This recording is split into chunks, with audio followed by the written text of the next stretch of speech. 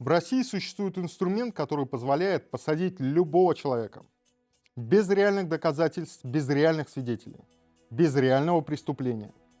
Этот инструмент называется тайный свидетель.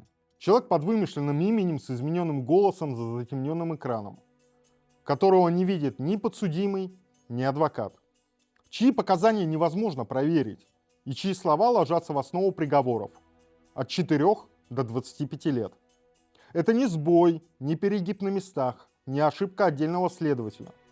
Это осознанная политика российского государства. Выстроена лично Путиным вертикаль, где каждый, от следователя до судьи, выполняет команду сверху. Где правосудие — это не институт, а инструмент подавления. А контроль за этим осуществляет ФСБ. Я видел, как эта система работает изнутри. Я присутствовал в комнатах, где зачитывались эти показания. Я видел, кто скрывается за псевдонимами. Я знаю имена людей, которые писали эти показания. И знаю, что подсудимые их никогда не произносили. Сегодня я проведу вас через всю эту систему, шаг за шагом, дело за делом, от первого лица.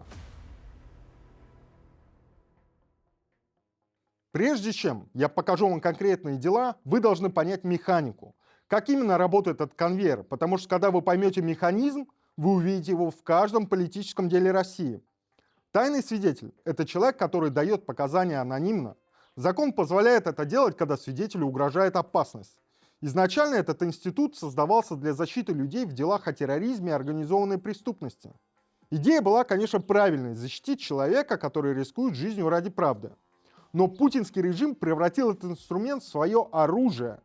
Взял закон, созданный для защиты, и использовал его для уничтожения. Под псевдонимами скрываются не люди, которым угрожает опасность. Под псевдонимами скрываются кадровые сотрудники ФСБ и их агентура. Люди, которые сами находятся под следствием и спасают себя от тюрьмы в обмен на нужные показания. Их допрашивают с измененным голосом, за затемненным экраном. Адвокат не может задать ключевые вопросы. Судья снимает их под предлогом угрозы безопасности свидетеля. Но какая угроза безопасности? Какая угроза? Свидетель – это и есть сотрудник ФСБ. Ему ничего не угрожает.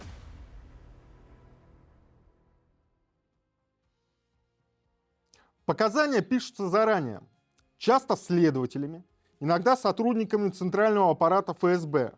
Свидетель просто зачитывает текст, или за него это делает кто-то другой.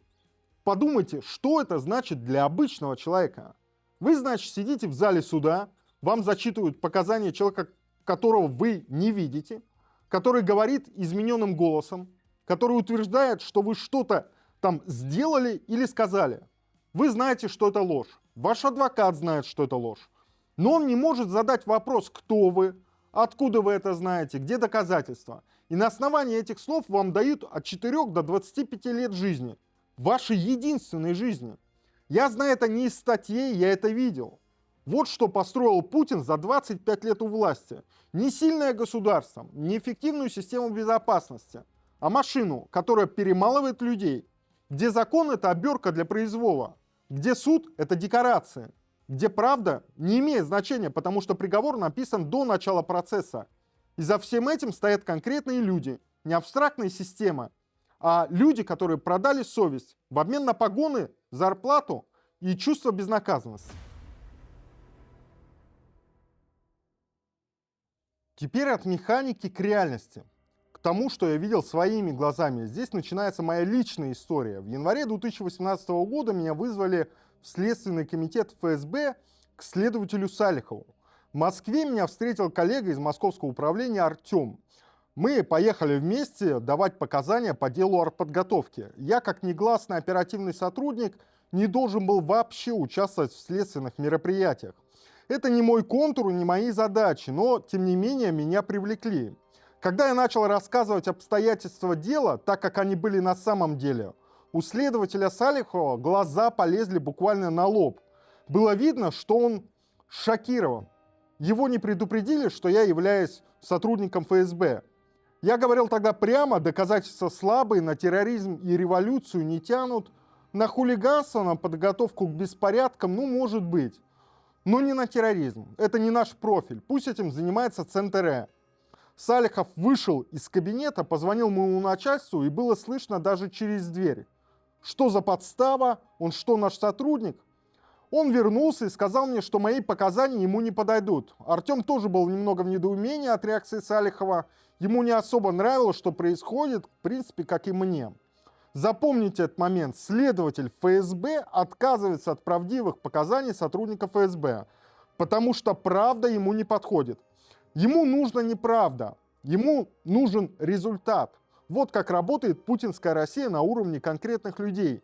Следователь Салихов не злодей какой-то из фильма, он обычный следователь ФСБ, но карьерист. Человек, который понимает, что от него ждут конкретных результатов. И если правда мешает этому результату, значит правда не нужна, значит нужно написать другую правду, свою. Этих людей тысячи по всей стране, в каждом управлении, в каждом суде. Они не думают категориями добра и зла, они думают категориями карьеры и последствий. И именно из таких людей Путин построил свой конвейер. Не из фанатиков, из карьеристов, которым проще сфабриковать дело, чем рискнуть карьерой ради правды.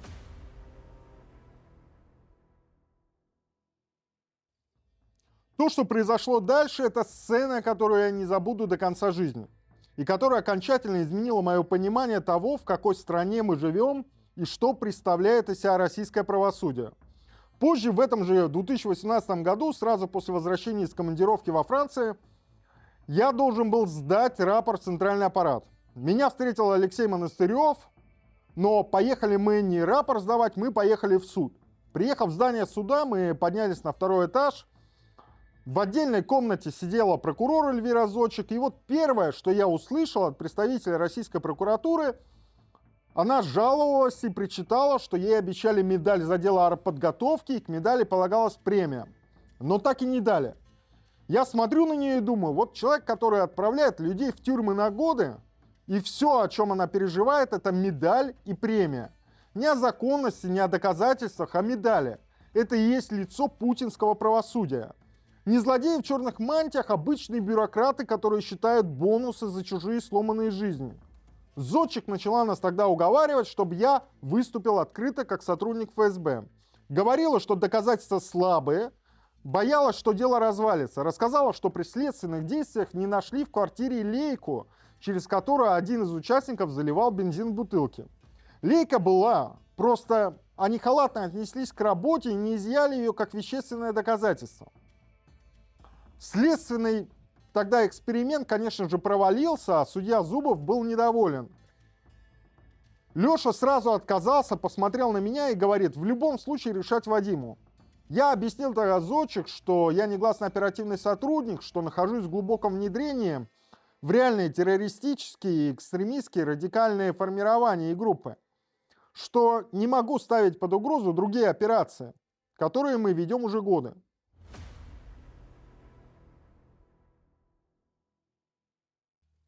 И тут зашел судья Зубов. Остановитесь здесь на секунду. Судья заходит в комнату, где сидят сотрудник центрального аппарата ФСБ и прокурор. Не в зале суда, не на заседании, в отдельной комнате, до вынесения приговора. Леша встал, посмотрел на него и сказал прямо: «Ты должен дать им срок. Этого хочу не я, не Вадим, не Зодчик. Этого хочет первый». И показал пальцем наверх. Это его приказ. Если не выполним, проблемы будут у всех, а если выполнишь, у тебя все будет хорошо. Первый — это Путин или Бортников, неважно, кто именно. Важно, что приказ идет с самого верха. И судья стоит в этой комнате и слушает ни закон, ни доказательства, приказ. По Зубову было видно, что он недоволен, а я был в откровенном шоке, хоть и старался этого не показывать. Вот так работает правосудие в путинской России. Судья получает указания от ФСБ в отдельной комнате до начала заседания. Приговор написан до того, как подсудимый скажет хоть слово.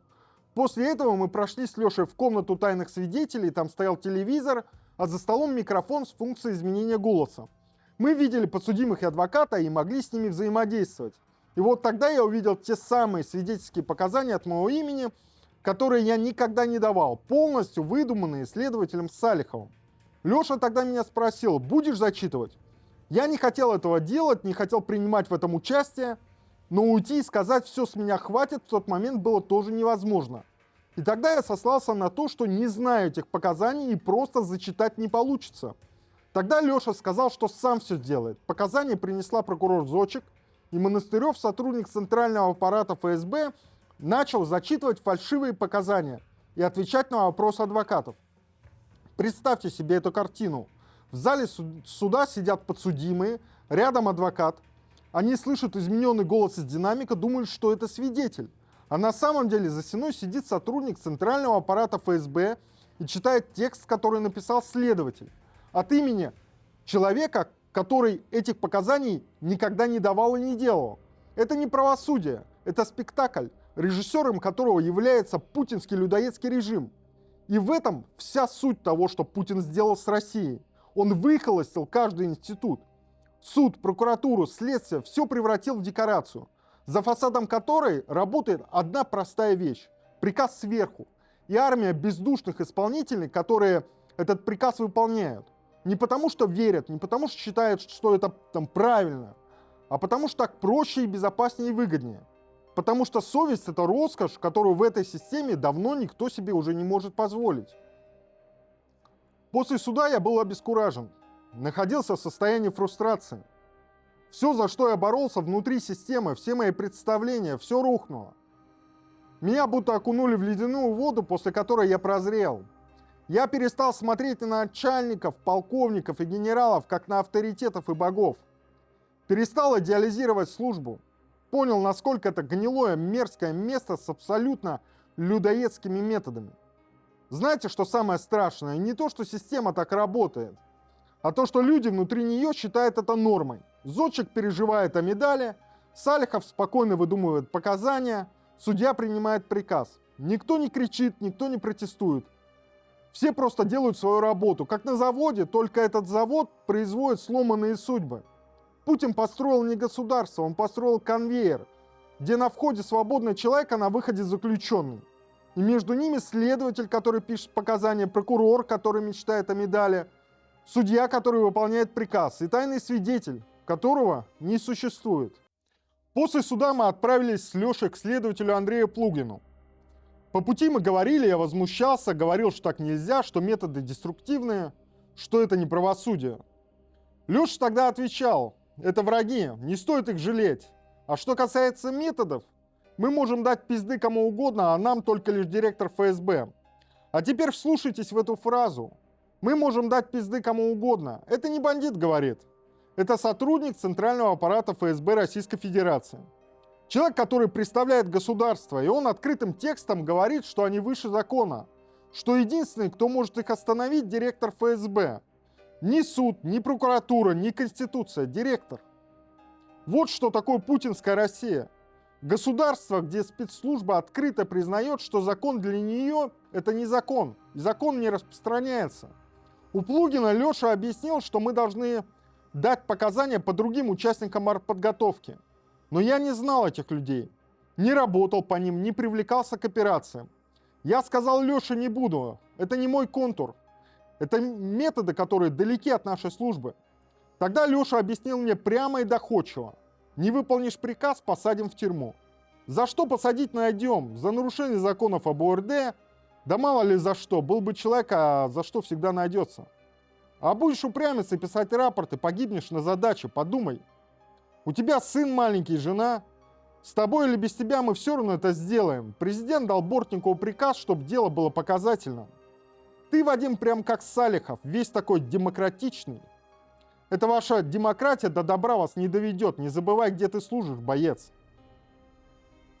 Президент, Бортников, показательное дело. Вот она вертикаль. Путин хочет показательный процесс, Бортников передает приказ, центральный аппарат исполняет. Следователь фабрикует, судья штампует. Если кто-то внутри системы сомневается, ему угрожают тюрьмой, смертью и жизнью его семьи. Выбор был простой: откажись, вернись, но тебе конец. Или зайди в кабинет, поставь подпись. И больше от тебя ничего не требуется. Тогда я увидел, как фабрикуются показания. Следователь Плугин вместе с Монастыревым из центрального аппарата с помощью биллинга и отслеживания мобильных устройств смотрели, в какие дни кто был на месте, чтобы строить сфабрикованные показания без ошибок. Технически точная ложь. Они подбирали даты и места так, чтобы фальшивые показания совпадали с реальными перемещениями людей. Профессиональная фабрикация на уровне спецслужбы. Вот что сделал путинский режим с людьми внутри системы. Превратил их в соучастников, не оставив выбора. Угрожая тюрьмой тем, кто сомневается, угрожая смертью тем, кто сопротивляется. Система пожирает не только тех, кого сажают, она пожирает и тех, кто внутри нее работает. Разница только в том, что одни сидят в колонии, а другие сидят в тюрьме, которую не видно. В тюрьме из страха, молчания и невозможности уйти. Если вы думаете, что первый суд был пределом, вы ошибаетесь. Система не останавливается, она набирает обороты, и каждый следующий раз циничнее предыдущего. В 2019 году меня снова отправили на суд. По приезду расселили в отеле, служебная квартира тогда была занята. Плугин скинул мне показания на телефон. Это грубейшее нарушение, но именно благодаря этому у меня есть доказательства, которые я впоследствии передал журналистам. Иногда система ломается на собственной халатности.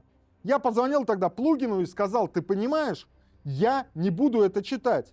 Мы так не договаривались. Он успокоил тогда меня, сказал, что Леша все сам сделает, просто отдашь ему показания. И предупредил, там будут свидетели, но на самом деле все они сотрудники или агентура ФСБ. Там же будет Склерук, тот самый агент, о котором я рассказывал вам в прошлом видео. Плугин спрашивал, хочу ли я быть в маске. Потому что среди свидетелей будут не только кадровые офицеры, но и агентура.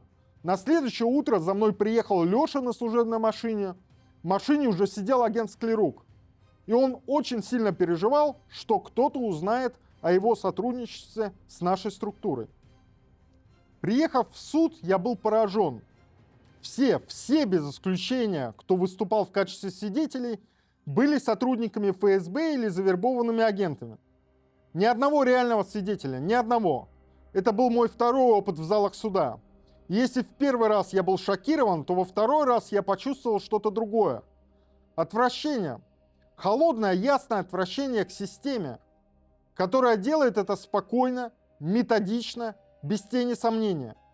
Если судья Зубов хоть в чем-то сомневался, была в нем какая-то капля человечности, то судья Бакин просто сказал Леше: Леша, ты быстрее зачитывай все показания свидетелей сам, побыстрее, я опаздываю. Надо было быстрее закончить. Он опаздывает. Люди получают реальные срока, а судья торопится побыстрее домой или по своим делам. Пока Монастырев зачитывал показания, мне пришлось охранять некоторых свидетелей, таких как агент Склерук, чтобы они не сбежали и все-таки дали свои показания. Подумайте об этом. Свидетелей обвинения надо охранять, чтобы они не сбежали из суда, потому что даже они понимают, в чем участвуют, даже у них есть остатки совести. Но система не оставляет им выбора, так же, как не оставила его мне. Вот во что превратил Путин российское правосудие. Суд, где все свидетели сотрудники спецслужб, где показания зачитывают офицеры ФСБ, где судья торопит побыстрее, где свидетели охраняют, чтобы они не сбежали. Это не суд, это конвейер, который работает по расписанию и производит приговоры с точностью заводского станка. А за каждым приговором живой человек с семьей, с мечтами, с жизнью, которую у него отбирают на основании слов, которые он никогда не слышал от людей, которых он никогда не видел.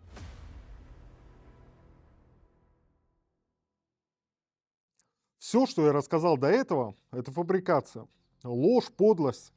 Но то, что я расскажу сейчас, это уже другой уровень. Это убийство. Дмитрий Мурмалев, ключевой свидетель по делу артподготовки. Я знал, что он является агентом ФСБ, знал, что его лично завербовал и курировал Алексей Монастырев, тот самый сотрудник Центрального аппарата. 15 января 2020 года Мурмалев был убит. Нож в сердце. Когда я узнал, я спросил у Алексея напрямую, что случилось, как так, почему он мертв. Леша ухмыльнулся, появился такой нервный смех. Он сказал, его свои радикалы убили. Я не поверил, и по мне это было видно. Тогда Алексей посмотрел мне в глаза и сказал: ты же все, Вадим, понимаешь, зачем спрашиваешь? Я заявляю, что Центральный аппарат ФСБ причастен к ликвидации собственного агента, Дмитрия Мурмалева. Я считаю, что его убили, потому что он стал неудобен. Возможно, вступил в конфликт с кураторами, возможно, хотел уйти и рассказать правду. Возможно, просто знал слишком много. Примечательное совпадение, что засекреченный свидетель Андрей Петров по делу математика Азата Мифтахова тоже скончался от травмы сердца. Тоже 15 января 2020 года. Одна дата, одна причина смерти. Два разных дела. Система сначала создает агентов, потом использует их как тайных свидетелей под разными псевдонимами в разных делах. А когда агент становится проблемой, его убирают. Вот какова реальная цена участия в этой системе. Не медаль, не премия, а нож в сердце, когда ты стал ненужным. Путинский режим пожирает всех, не только тех, кого сажают, но и тех, кто работает внутри. Система не знает благодарности, не знает лояльности, она знает только одно – использовать и выбросить. Или использовать и убрать. Люди для нее расходный материал. Все без исключения. Если вы думаете, что преданность системе вас защитит, вспомните Мурмалева. Он тоже так думал.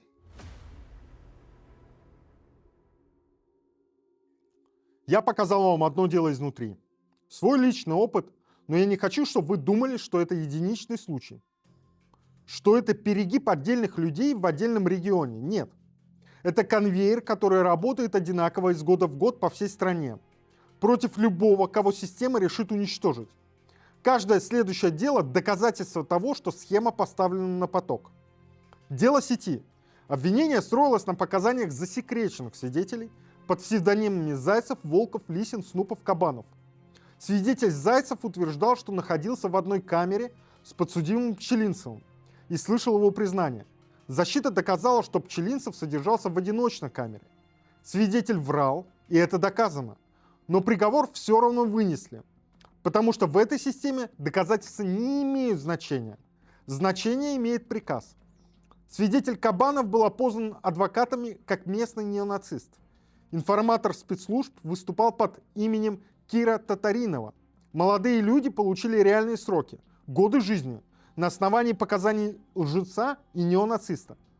Дело нового величия. Это дело, которое показывает, на что путинская система способна, когда ей не хватает даже фальшивых доказательств. Она создает организацию с нуля.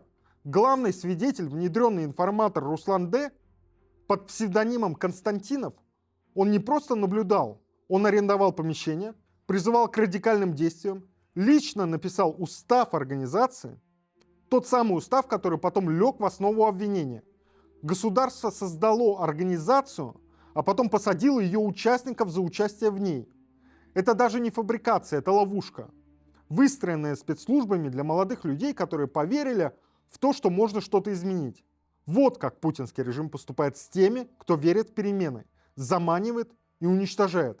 Дело Олега Сенцова, украинского режиссера. Тайный свидетель под псевдонимом Пирогов утверждал, что Сенцов лично давал указания взрывать памятники и поджигать офисы. Двое фигурантов заявили о пытках. На основании анонимных показаний и показаний, полученных под пытками, 20 лет строгого режима. За человека, которого весь мир знает как художника и кинематографиста. Путинскому режиму не важно, кто вы. Важно только одно – подчиняетесь вы или нет. Если нет, для вас найдется тайный свидетель и статья. Дело Владимира Карамурзы. Политик и публицист. Полностью закрытый процесс. Гриф совершенно секретно. Адвокатам запрещено разглашать детали. Тайные свидетели, анонимные лица, чьи показания легли в основу обвинения в государственной измене. Защита парализована, прозрачность нулевая. 25 лет колонии строгого режима. 25 за слова, за мнение, за позицию. Вот цена несогласия в путинской России. Четверть века жизни за право думать по-другому. Дело журналиста Ивана Сафронова. 22 года. Засекреченный свидетель под псевдонимом Ландер. Это бывший чиновник, обвинявшийся в мошенничестве. Пошел на сделку со следствием, чтобы спасти себя. Личных доказательств не имел. Давал общие рассуждения о том, что Сафронов мог бы передавать данные. Не передавал, а мог бы, то есть теория. И на основании этого 22 года жизни. Журналист, который писал о том, что власть хотела скрыть, получил срок больше, чем многие убийцы. Дело математика Азата Мифтахова – это, пожалуй, самый абсурдный пример того, до какого уровня дошла сама система. Заключенный под псевдонимом Наумов утверждал, что Мифтахов одобрительно якобы высказался о теракте при просмотре телевизора в колонии. Одна фраза перед телевизором. Со слов одного анонимного человека 4 года колонии. Система дошла до точки, где вас могут посадить за то, что вы предположительно сказали что-то при просмотре новостей. Со слов человека, которого вы не видите и чье имя вы не знаете. Это уже даже не авторитаризм, это паранойя, возведенная в государственную политику. Одна схема, 6 дел, разные люди, разные города, разные годы. От 4 лет до 25, результат один. И это только политические дела. В делах о наркотиках та же схема работает как конвейер. Тысячи дел по всей стране. Наркозависимых заставляют подставить знакомого. Оформляют как тайного свидетеля, на суде измененный голос, защита парализована. Вот что построил Путин. Не систему безопасности, нет. Не систему правосудия, а систему подавления, которая работает против собственных граждан. Против журналистов, против ученых, против режиссеров, против математиков, против любого, кто думает, говорит или живет не так, как хочет власть.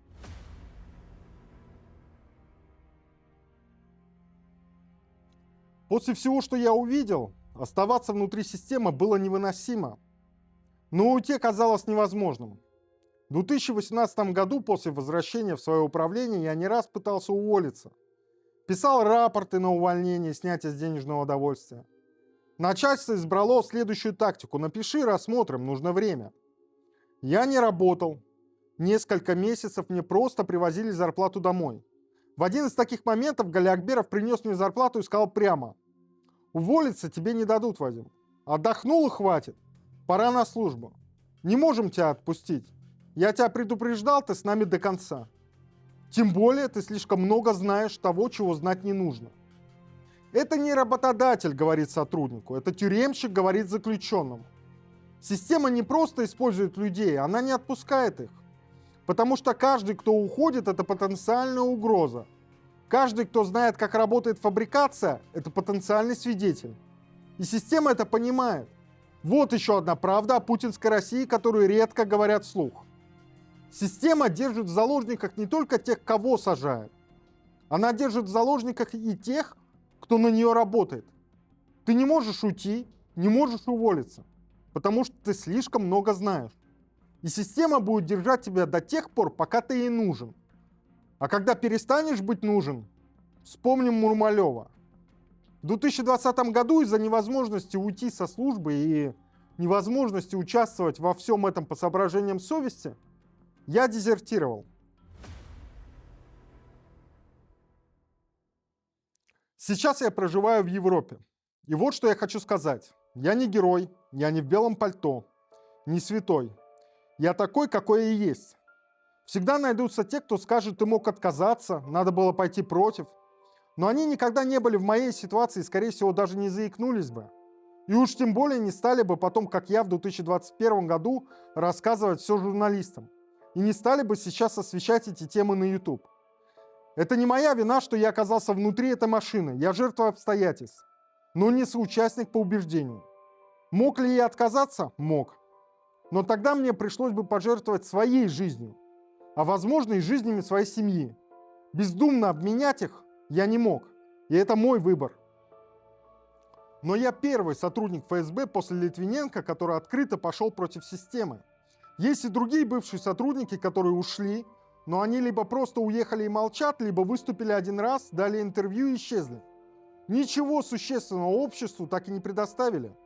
Я тот, кто достал и передал доказательства системных фабрикаций, документы, материалы, свидетельские показания. Не одно интервью, а системная работа. Я мог просто уехать и молчать. Убежище получено давно. Но я продолжаю, несмотря на риски. Потому что раньше было так. Евросоюз и оппозиция говорили: в России репрессии, фабрикуются дела. А преступная власть Путина отвечала: это все провокация, где ваши доказательства? И доказательств не было. Теперь они есть. Мои материалы о фабрикациях ФСБ приняты и обрабатываются парламентами Ирландии, Дании, Швеции, 2 фракциями Европарламента, Еврокомиссии, Офисом сенатора США и Amnesty International. Я делаю это с очень ограниченными ресурсами.